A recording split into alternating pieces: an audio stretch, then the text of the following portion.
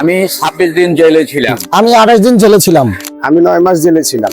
আমি 25 দিন জেলে ছিলাম। আমি 2 মাস জেলে ছিলাম আর কি। আমি 29 দিন জেলে ছিলাম।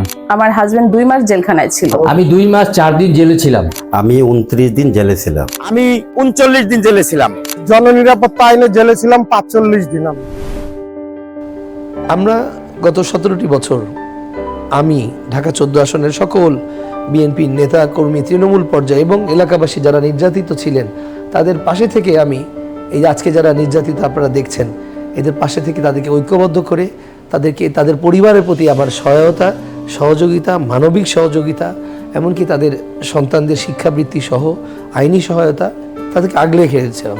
এই আগলে রাখা, ঐক্যবদ্ধ করা গণতন্ত্রকে সুসংগত করার জন্যই, যে একদিন এই গণতন্ত্র উত্তরণে আমরা যে অবদান রেখে যাচ্ছি, এই যে তারা নির্যাতিত হচ্ছেন, নিপীড়িত হচ্ছেন, কেউ ক্রসফায়ারের শিকার হয়েছেন, কেউ বারবার গ্রেফতার হয়েছেন, একজনকে না পেয়ে অন্যজন পরিবারের অন্য সদস্যকে গ্রেফতার করা হয়েছে, এমনকি গুমেরও শিকার হয়েছে এই মিরপুরে। তো তারপরেও কিন্তু জনগণ থেমে থাকেনি। বিএনপির নেতাকর্মী আমার নেতৃত্বে আমি তাদেরকে ঐক্যবদ্ধ করে আমরা সকল কর্মসূচি কিন্তু পালন করেছি। এর ভিতরে মহামারী করোনাতেও কিন্তু আমরা জনগণের পাশে ছিলাম। তাই আমি ছিলাম, আমি থাকবো।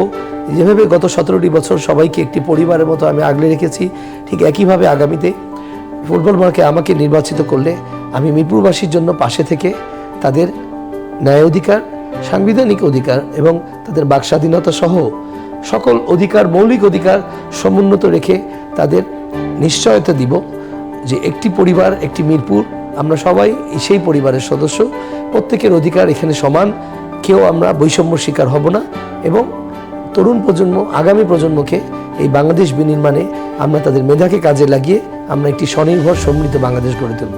ধন্যবাদ।